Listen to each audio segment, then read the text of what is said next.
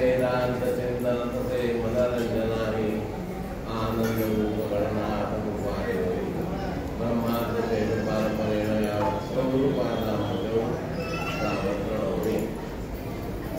या ठिकाणी आता आपण मंदिराची पूर्णता केलेली आहे। कळस बसवणं म्हणजे मंदिराची पूर्णता आहे। जोपर्यंत कळस बसत नाही तोपर्यंत मंदिर अपूर्ण असतं।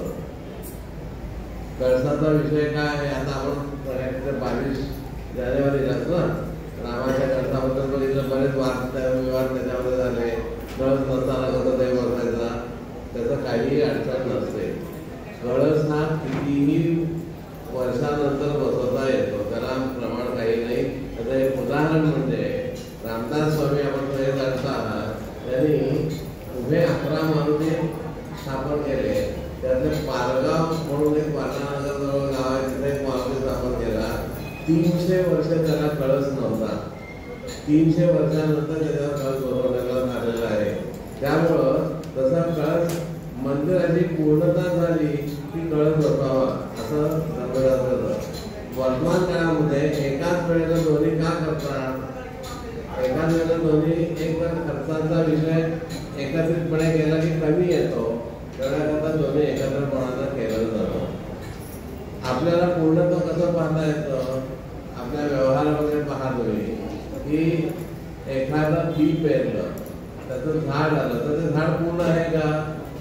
जोपर्यंत त्या झाडाला फळ लागत नाही तोपर्यंत त्याला पूर्णत्व येत नाही। त्याच पद्धतीनं आपल्याकडं आपण बघतो, अनेक ठिकाणी बघतो की घर बांधून झालं तरी वास्तुशांत झालं की आपण त्या घरात जातो का? आता आजच्या काळात कसं आहे की राहायला जाऊन बाकीची काही कामं केली जातात, पण तसं नाही आहे। खरं तर एकदम पूर्ण ते केलं की जो वास्तुपुरुष त्या ठिकाणी राहत असतो त्याला पुन्हा जर एखादं तुम्ही त्या भिंतीमध्ये खेळा मारायला लागला तर त्याचा त्रास त्या वास्तुपुरुषाला होतो आणि तो मग आपल्यालाही त्रास त्यातून जाणवतो। अशा ह्या पद्धतीमध्ये हे जे पूर्णत्व आहे सगळी आता या भागात गोव्यात काय मला माहिती नाही, पण महाराष्ट्रामध्ये जर कोणताही चांगला कार्यक्रम असेल किंवा वाईट काही झालं असेल तरी सुद्धा सगळ्यांच्या विचारांना आहेर करण्याचे टॉवेल टोपी असं म्हणतात। इथं काय करतात माहिती नाही मला, कपडा देतात का नाही ते, पण कमीत कमी टॉवेल टोपी तरी दिली जाते। यामध्ये टोपी का महत्वाची आहे तर जसं मंदिरावर कळस महत्वाचा आहे तसं डोक्यावर टोपी महत्वाची आहे। टोपी नसेल तर ते अपूर्ण आहे। आता इथं किती जण अपूर्ण आहे? सगळेच अपूर्ण आहे ना, तसं हे नाही आहे। आपल्या धर्मशास्त्रानं फार काळजी घेतलेली आहे, त्याच्याकरता आपण पूर्णत्वाकडे वाटचाल केली पाहिजे। त्यामुळे टोपी ही असायला हवी। महिलांच्या बाबतीमध्ये मुळामध्ये केस मोकळे असताच कामा नये। एक केस मोकळे सोडल्याचा परिणाम, काही केस मोकळे सोडले, परिणाम काय झाला? रामायण घडलं। द्रौपदीनं केस मोकळे सोडले, महाभारत घडलं। ह्या मोकळ्या केसांच्या देवता कोण आहेत? काली माता एक मोकळ्या केसांची देवता आहे, संहारक देवता आहे। त्याच्यानंतर ही आपण जी नवरात्रामध्ये दुर्गा देवी बसवतो ही मोकळ्या केसांची आहे। या संहारक देवता असल्यामुळं आपल्याला संहारक व्हायचं आहे का? मग संहारक जर व्हायचं नाही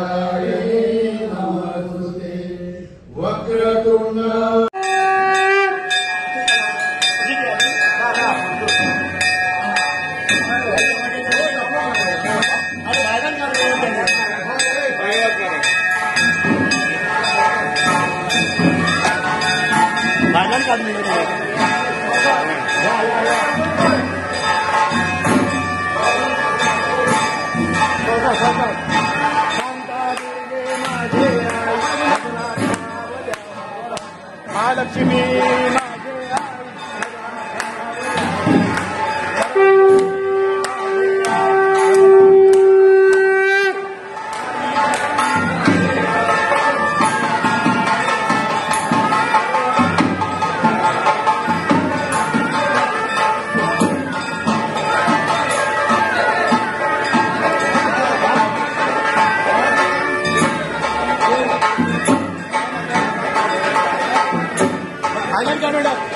उसी कहता कब क्या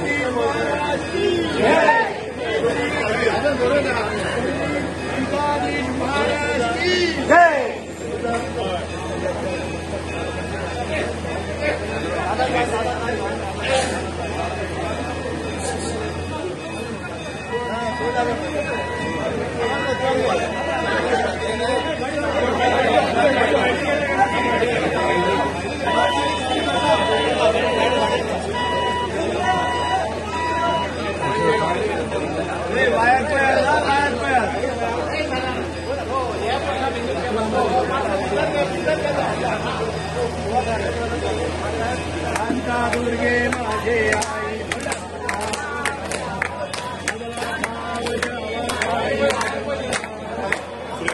सरस्वती माझे आई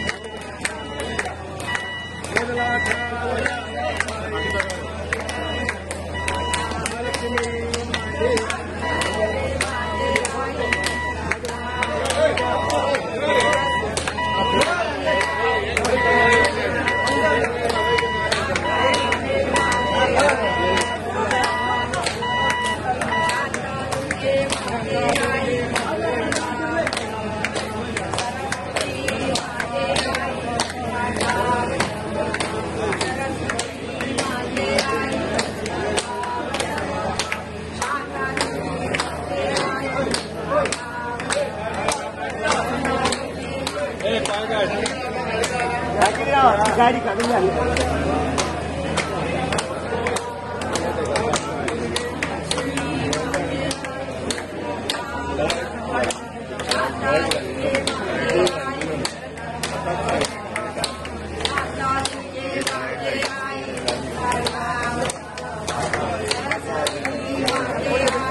I